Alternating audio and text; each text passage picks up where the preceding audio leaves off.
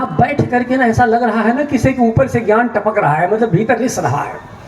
और यही आध्यात्मिकता है, जब आपका आत्मा उज्ज्वल रूप में सम्मुख प्रकट हो जाए। तो हम सबका जो आत्मा यहाँ आकर के बैठ करके उज्ज्वल रूप में सम्मुख हमारे प्रकट हो गया, मैंने आत्म सम्मुख हम लोग बैठे हुए हैं। तो जो सम्मुख बनारस है का यह आयोजन असल में आत्म सम्मुख का आयोजन है।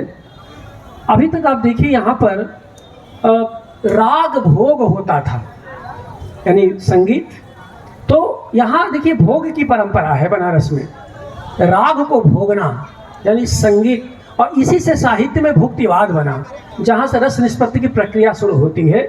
और उसकी एक बड़ी सैद्धांतिक उसके बात नहीं चाहूँगा, लेकिन बस इतना है कि एक भुक्तिवाद, एक सैद्धांतिक बहस हुई उसकी। तो यहाँ राग भोग पहले से था।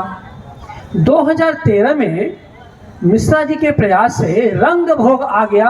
रंग भोग का साक्षी एक कला दीर्घा है, देख रहे हैं।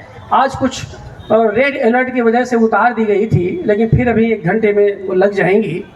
तो राग भोग तो 1923 में था, 1923 से शुरू हुआ। 1923 से संगीत का समारोह ना, 23 से, तो वो राग भोग हो गया। 2013 से रंग भोग शुरू हुआ, रंग को भोग रहा। और आप देखिए क्या कृपा है ईश्वर की, 2026 से शब्द भोग से हम लोग जुड़ गए। शब्द हमारे भोग का विषय हो गया, जिसे सचमुच में पहले होना चाहिए था, क्योंकि भुक्तिवाद रस निष्पत्ति की, रस की पूरी प्रक्रिया, संगीत शास्त्र का पूरा सिद्धांत इसी पर बना हुआ है। रस क्या भोग का विषय है क्या? तो महान जो चिंतक थे अभिनव गुप्त, उन्होंने अभिव्यक्तिवाद से इसको जोड़ दिया था कि भोग के साथ अभिव्यक्ति का विषय है, और फिर सारी चीजें आई। तो खास करके कि राग भोग, रंग भोग और शब्द भोग, अब कौन सा भोग करेंगे? राजभोग की यहाँ अब जरूरत ही नहीं है। राजभोग में स्लेश में कह रहा हूँ, राजभोग, तो राजभोग की जरूरत यहाँ नहीं है। अब तो बाबला केवल लोग को समझने का है, लोग के भोग का मामला है, लोग को भोग को समझने का मामला है। तो ये पूरी परिचर्चा असल में लोक भोग से जुड़ी परिचर्चा है। लोग को कैसे समझें, लोग को अपने आंचल में कैसे समेटें, और लोग की लहरों को कैसे समझें। इस दृष्टि से मुझे लगता है कि जो रविदास हमारे महान 15वीं सदी के कवि रहे, बनारसी, खाटी बनारसी कवि, वे भारतीय संस्कृति की लाइफ लाइन, उन्हें मैं मानता हूँ। भारतीय संस्कृति की लाइफ लाइन का मतलब ये हुआ कि उस कवि ने, उस व्यक्ति ने हमें जीना सिखाया, हमने स्वप्न दिया, हमें स्वाभिमान के साथ जीना सिखाया, और एक ऐसे वैकल्पिक समाज की निर्मित की बात की जिसके पास अभिव्यक्ति की न केवल आज़ादी ही नहीं थी, बल्कि सोचने के लिए सपने भी मुनासिब नहीं थे। तो बनारस के दक्षिण में रह करके रविदास ने वह लाइफ लाइन हमें दी, वो हमें ऊर्जा दी कि जिसमें समाज का बहुलांश जो उपेक्षित समाज था, उसने अपने बारे में सोचना शुरू किया, कैसे सोचा जाए। और उस सोचने के लिए किसी यानी परंपरा को उसने छोड़ा नहीं। बड़ी बात डॉक्टर साहब ये है कि परंपरा को, अपनी अपनी अपनी स्मृति को कभी नहीं छोड़ा उन्होंने। तो क्या कहा उन्होंने एक पद में, चित्त सुमिरन कौ नैन अविलोकनो। अगर रविदास को समझना हो तो एक पंक्ति पर्याप्त है, और उसकी घंटों व्याख्या हो सकती है कि चित्त सुमिरन कौ नैन अविलोकनो। वो कहते हैं, अय भक्तों, अय लोगों, चित्त में सुमिरन करो भगवान का, इसमें कहीं कोई दिक्कत नहीं है, लेकिन नैन अविलोकनो, लेकिन आंख खुली रहनी चाहिए, आंख से देखते रहो। तो चित्त से अविलोकनों का मतलब परंपरा की गहरी समझ, और खुली आंख से देखने का मतलब आधुनिकता। तो ये जो परंपरा के भीतर से आधुनिकता बोध जो रविदास तक पहुंचा है, रविदास के माध्यम से हमारे तक आया, रविदास की सबसे बड़ी सफलता यह है। लेकिन समाज ऐसा जड़ था, सामंती समाज 15वीं शताब्दी का, 16वीं शताब्दी का, कि जिसने चित्त सुमिरन को तो समझा, लेकिन नैन अवलोकनों को भुला दिया। और इसका सबसे बड़ा प्रमाण केवल यही नहीं है कि समाज का जो अल्टरनेटिव सोसाइटी के लोग थे वो उपेक्षित रहे। आप देखिए, मैं बार बार कहता हूं कि यह ज्ञान, रविदास का यह जो ज्ञानात्मक संवेदन था, समाज तक सचमुच में पहुंच नहीं पाया। और जानिए कि भारतीय संस्कृति में बहुत कुछ ऐसा था जिसको लेकर के 500 साल पहले ही परिवर्तन हो जाना चाहिए था, और वो परिवर्तन हुआ 21वीं सदी में 500 साल बाद हुआ। जैसे मैं बार बार कहता हूं कि स्त्री समस्याओं को लेकर बार बार कहता हूं कि आप देखिए, भारतीय संस्कृति में भगवान शिव के अर्धनारीश्वर का स्वरूप मूल में विद्यमान है। यानी शिव अपनी पार्वती से, अपनी शक्ति से, कभी वो शक्ति और शिव का जो परिस्पंद मूलक संबंध है वो भारतीय संस्कृति की अक्षय निधि है। यानी शिव बगैर पार्वती के शक्ति के आप मतलब पूर्ण है ही नहीं। और जिसने शक्ति का स्नेह उनके भीतर से गायब हो गया, वो तो रुद्र हो जाएंगे, वो तो तांडव करने लगेंगे और उसका कोई मतलब ही नहीं रह जाएगा। तो उनके भीतर जो लालित्य का बोध है वो तो उनकी पार्वती, उनकी शक्ति के भीतर की वजह से है। इसीलिए अर्धनारीश्वर की परिकल्पना। और आप देखिए कि जिस राम दरबार में, जिस हनुमान दरबार में हम बैठे हुए हैं, उनके भी आदि गुरु आदिदेव भगवान शिव ही हैं। और भगवान शिव ही एक ऐसे भगवान हैं जो साहित्य शास्त्र के, संगीत शास्त्र के, कला शास्त्र के आदि गुरु हैं। सबने उनको गुरु माना है। लेकिन यह एक छोटी सी बात थी, भारतीय संस्कृति में जगह जगह परिवारों में पहुंची ही नहीं। अन्यथा तो अगर उस शिव भाव के भीतर अपनी अपनी पार्वतियों के बारे में भारतीय समाज ने सोचना शुरू किया होता तो स्त्री इतनी गुलाम क्यों हुई होती, वह इतना दंश क्यों सोचती। हाँ, क्योंकि हमारे पुरखों ने ये बातें कह दी थी, लेकिन हम पुरुषों ने, हमारे पुरखों ने उस स्त्री के उस मुक्ति कंठ की जो प्रशंसा करनी चाहिए उसको छुपा दिया। कार्य भगवान शिव ना अपने साथ ढो सकते हैं, हम क्यों ढोएंगे। और आप देखिए, इसकी शुरुआत जिस चंदन किवाड़ से हुई परसों दिन, तो माली अवस्थी की पूरी किताब में यही बात है कि वो बोलना चाहती हैं, वो कुछ कहना चाहती हैं और उन्हें कहने और सुनने की आज़ादी नहीं दी गई।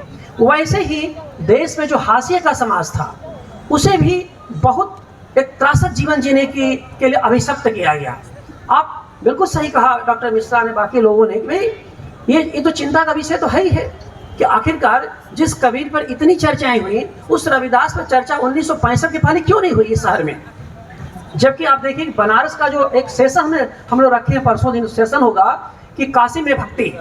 काशी में भक्ति क्या बगैर रविदास के आप चरितार्थ कर सकते हैं क्या? केवल कबीर और केवल तुलसी के से यहाँ की भक्त की परंपरा को आप नहीं समझ सकते, क्योंकि रविदास, कबीर, तुलसी तीनों मिलकर के जो भक्ति दक्षिण से उपजी थी वह कन्नड़ से होते हुए, मराठी से होते हुए उत्तर भारत में पहुंची थी। उसकी पूरी प्रक्रिया है और उसको आप सब जानते हैं।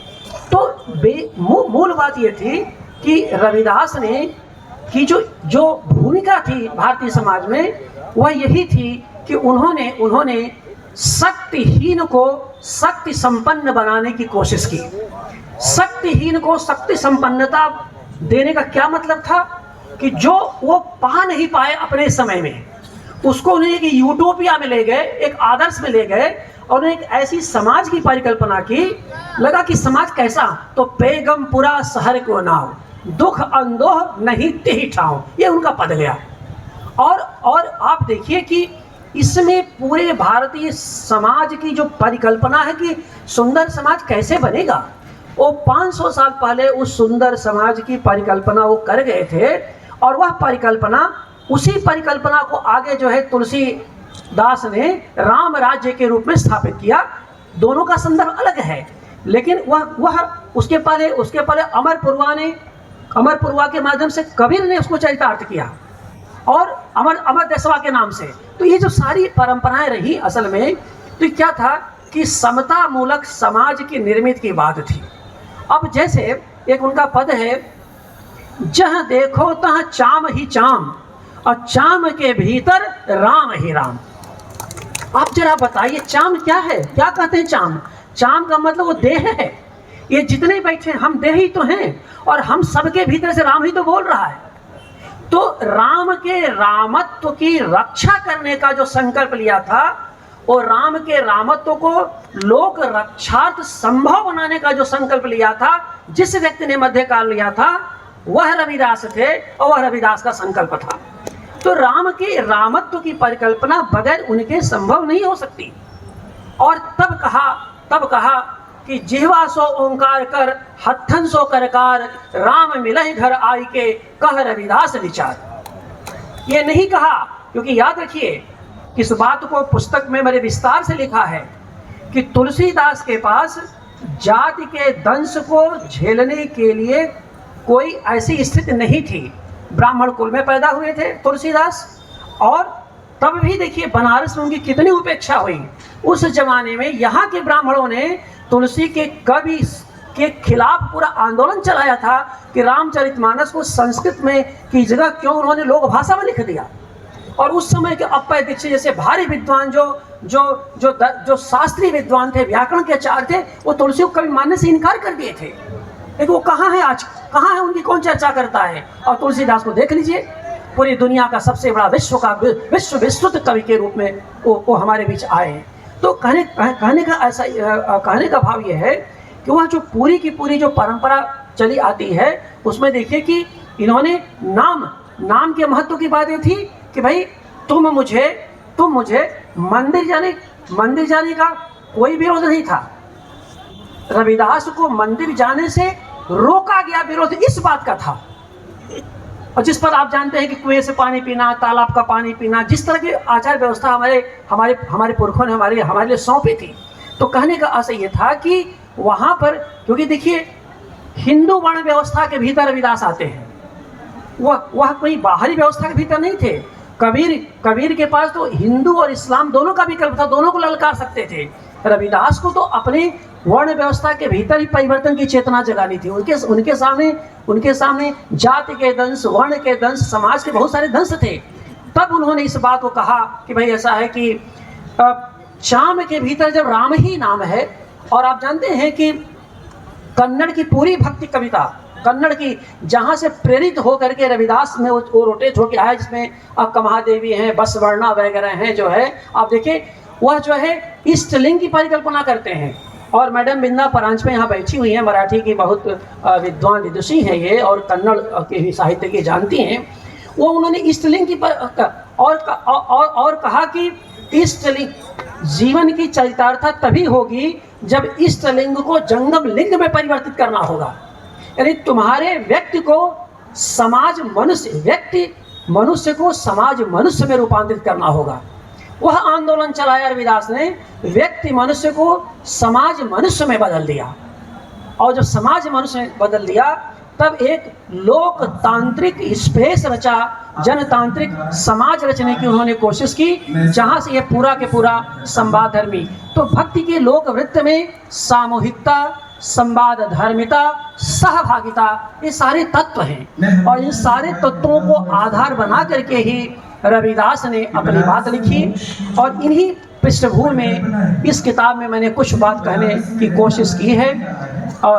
इतनी सुंदर बातचीत डॉक्टर विंध्याचल यादव, डॉक्टर महेंद्र कुशवाहा, नीतू गुजराल जी और डॉक्टर विजयनाथ मिश्र ने इस अवसर पर, इस पुस्तक पर जो भी चर्चा की, मैं सबका शुक्रगुजार हूँ, सबके लिए कृतज्ञ हूँ। एक बार आप सबका पुनः अभिवादन करता हूँ। और यह अभिनंदनीय आयोजन करने के लिए महंत संकट मोचन प्रोफेसर विश्वम्भर नाथ मिश्र के प्रति भी हम इस मन से आभार व्यक्त करते हैं। इतना सुव्यवस्थित मंच उन्होंने हम लोगों को उपलब्ध कराया, जिसकी गूंज देर तक बनी रहेगी और दूर तक बनी रहेगी। बहुत बहुत धन्यवाद।